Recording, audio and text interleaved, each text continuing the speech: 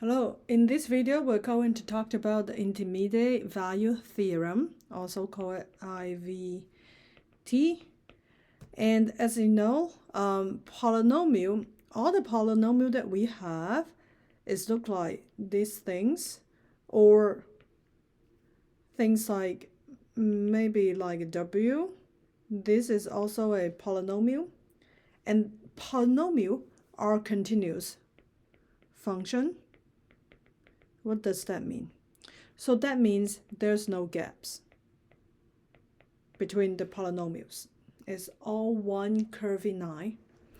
Okay, so the intermediate value theorem states that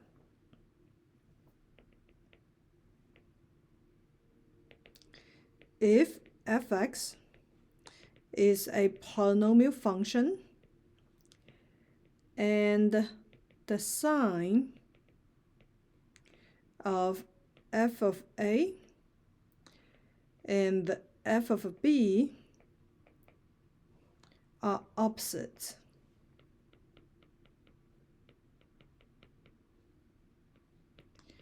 there is at least one zeros. Remember, zeros are also the roots or x-intercepts in the interval a and b.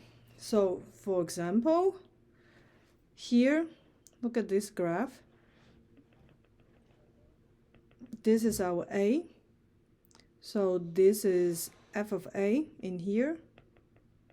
Fs is the y value. And here is our b. So that gives us the f of b in here. As you can see, fsa is above the x-axis. F of b is below the f-axis. Below the x-axis. So that means f of a is a positive number. F of b, it will be a negative number. So in this case, if the sign are opposite, so that means in the interval between a and b, so in this area, we have at least 1 0.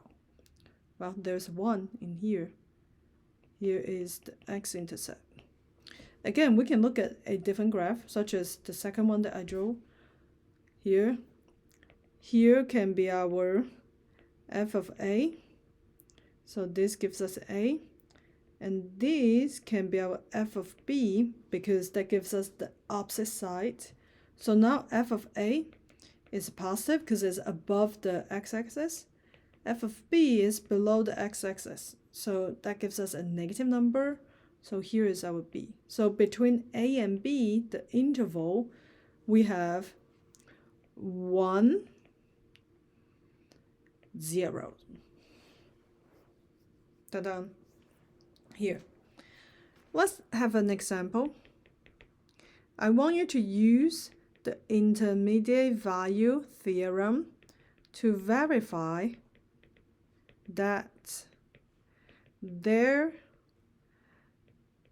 is at least 1 0 in a and b. Okay, so the example would be fx equals to x to the 5th minus 2x. A is equal to 1, b is equal to 2. So now the first thing is we need to confirm that fx is a polynomial. That's important because the intermediate value theorem applies in polynomial. So this is a polynomial. Second, we need to check the sign of f of a and f of b. If they're opposite, that means we finish our proof by the intermediate value theorem. So f of a is equal to 1, f1 is equal to 1 to the 5th minus 2 times 1, which is negative 1. F of 2 is 2 to the 5th minus 2 times 2. 2 to the 5th is 13 minus 4 gives us 20a. So look, by the intermediate value theorem, guarantee that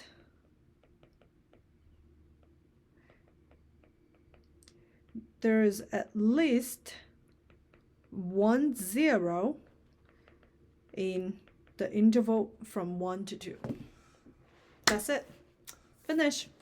See you in the next video.